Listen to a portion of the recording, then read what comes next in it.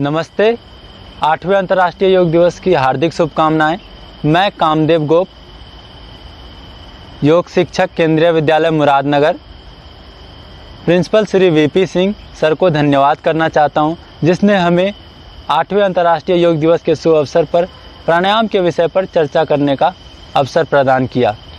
आज हम जानेंगे कि प्राणायाम के क्या लाभ हैं और प्राणायाम क्या है और प्राणायाम की विधि को जानेंगे। महर्षि पतंजलि के अनुसार योग के 8 अंग होते हैं: यम, नियम, आसन, प्राणायाम, प्रत्याहार, धारणा, ध्यान तथा समाधि। महर्षि पतंजलि के अनुसार प्राणायाम चौथे स्थान पर आता है। प्राणायाम 2 शब्दों से मिलकर बना है, प्राण प्लस आयाम। प्राण का अर्थ होता है जीवनी शक्ति या प्राण शक्ति। यह हर सजीव तथा निर्जीव पदार्थों में पाया जाता है। आयाम का अर्थ होता है बढ़ाना या विस्तार। प्राणायाम के माध्यम से हम अपने जीवनी शक्ति को विस्तार देते हैं या बढ़ाते हैं। देखा होगा कि कोरोना के महामारी के समय में भी काफ़ी लाभ मिला लोगों को। लंग्स से रिलेटेड प्रॉब्लम में, श्वास संबंधी रोगों में काफ़ी लाभ मिलता है इसका। इस तरह से प्राणायाम में कुछ नियम भी हैं जो हमें ध्यान रखना चाहिए। प्राणायाम करने से पहले हमारा पेट खाली होना चाहिए, या तो कम से कम 3 से 4 घंटे भोजन के बाद ही करना चाहिए, क्योंकि अगर पेट में हमारा भोजन रहता है तो सांस लेने में हमें कठिनाई होती है, गहरा श्वसन करने में, डीप ब्रीदिंग करने में हमें कठिनाई होती है, फेफड़े में कठिनाई होती है, डायफ्राम में कठिनाई होती है। तो इस वजह से हमें खाली पेट में करना चाहिए। और स्नान या तो प्राणायाम से पहले कर लेना चाहिए या प्राणायाम के आधे घंटे बाद, ताकि हमारा जो तापमान है वो पुनः सामान्य हो जाए। कम से कम हाथ पैर मुंह तो अवश्य धो लेना चाहिए प्राणायाम करने से पहले। और वस्त्र का भी ध्यान रखना चाहिए। प्राणायाम करते समय हमें ढीले ढाले या आरामदायक वस्त्र पहनने चाहिए। टाइट बेल्ट या टाइट कपड़े पहनने से भी हमें गहरा श्वसन करने में दिक्कतें आती है। तो आइए जानते हैं कि प्राणायाम करने की विधि को। आज हम करेंगे शीतकारी प्राणायाम। शीतकारी प्राणायाम गर्म के मौसम में हमें करना चाहिए।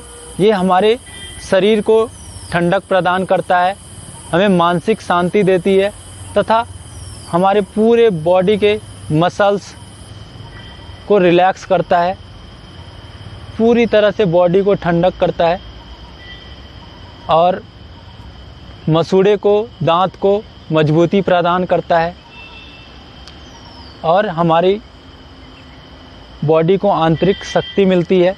कुछ सीमाएं भी हैं, कुछ सावधानियां भी हैं, उसका भी हमें ध्यान रखना चाहिए। जैसे कि अगर सेंसिटिव दांत हो, आर्टिफिशियल दांत लगे हुए हो, दांत कमज़ोर हो या टूटे हुए दांत हो, तो उस स्थिति में हमें शीतकारी प्राणायाम नहीं करना चाहिए। और आइए अब ध्यान से देखेंगे कि हमें शीतकारी प्राणायाम के लिए सबसे पहले इस तरह से बाएं पैर को, एड़ियों को दाहिने नितंब के नीचे लगा लेंगे और इस तरह से दाहिने एड़ियों को बाएं नितंब के नीचे इस तरह से बैठ जाएंगे। रीढ़ की हड्डी को सीधी कर लेंगे, गर्दन सीधी कर लेंगे और हाथ को ज्ञान या चिन्ह मुद्रा में लगा लेंगे। ये जो हमारा थंब है और इंडेक्स फिंगर दोनों को टच कर देते हैं और हथेली जब ऊपर की तरफ रहती है, तीनों उंगली फैले हुए रहते हैं, तो इसको हम चिन्ह मुद्रा कहते हैं। और जब हथेली हमारे नीचे की तरफ हो जाती है तो इसे ज्ञान मुद्रा कहते हैं। इस तरह से दोनों हाथों को चिन्ह मुद्रा में लगाकर घुटनों के ऊपर रख लेंगे और पूरे बॉडी को रिलैक्स करेंगे। और आप ध्यान रखेंगे कि कंधे को आगे की तरफ नहीं सिकुड़ेंगे, जिससे हमारा जो लंग्स है वो आगे की तरफ दब जाएगी। इसलिए हमें लंग्स को इस तरह से एक्सपेंड करके रखना है और दोनों हाथ को इस तरह से रखेंगे। पूरे बॉडी को रिलैक्स छोड़ देंगे, कोहनियों को रिलैक्स छोड़ देंगे, पूरे शरीर को शिथिल करेंगे। फिर इसके बाद एक दांत के ऊपर दूसरे दांत की पंक्तियों को इस तरह से लगाएंगे और होठों को फैला के रखेंगे, ताकि हम जब श्वास भरेंगे इस तरह से दांतों के द्वारा श्वास अंदर भरेंगे और जो हमारी एक्टिवनेस है, सजगता अपनी सांसों के ऊपर रखेंगे, ताकि जो श्वास की ध्वनि इस तरह से इस तरह से भरेंगे तो वो हम सुनेंगे। आँखों को बंद कर लेंगे इस तरह से। चलिए श्वास भरते हैं। श्वास को पूरी तरह से अंदर भर लेंगे, जीभ को अंदर से सीधी रखेंगे और लिप्स को, होठों को आपस में टच कर लेंगे, बंद कर लेंगे। धीरे धीरे नियंत्रित ढंग से श्वास को नाकों से छोड़ेंगे। फिर इसी को 3 राउंड करेंगे। और अब आगे समय की बाध्यता होने के कारण एक प्राणायाम और लेंगे। साथ साथ हमें मानसिक शांति भी मिलती है, हमारे गले के लिए काफ़ी लाभदायक है, हमारे आवाज़ को मधुर तथा आकर्षक बनाता है। भ्रामरी प्राणायाम में कुछ सीमाएं हैं, सावधानियां हैं, इसे भी हमें ध्यान रखना चाहिए। जैसे कान का संक्रमण हो या कान में दर्द हो तो उसे नहीं करना चाहिए। और आइए जानते हैं कि अब भ्रामरी प्राणायाम करने की विधि क्या है। इस तरह से जैसे पहले बैठे थे उसी स्थिति में बैठेंगे। ज्ञान या चिन्ह मुद्रा में हाथों को घुटने पर ले आएंगे। सबसे पहले पूरे शरीर को रिलैक्स करेंगे। फिर यहीं से उस शीतकारी प्राणायाम में हमने क्या किया था, दांत को एक दूसरे के ऊपर रखा था। इसमें दांत को हटा के रखेंगे और लिप्स को, होठों को बंद करके रखेंगे और आँखों को भी बंद कर लेंगे।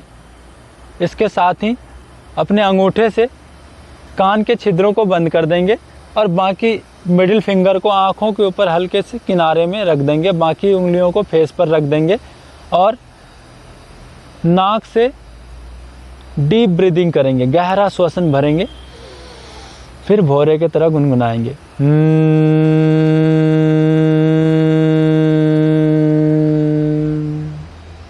और करेंगे, एक बार सांस भरेंगे लंबा गहरा।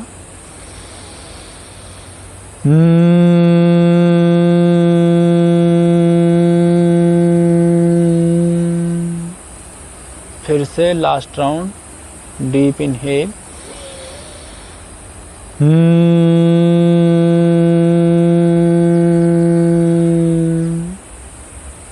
धीरे से हाथों को रब करते हुए आँखों के ऊपर रख देंगे थोड़ी देर।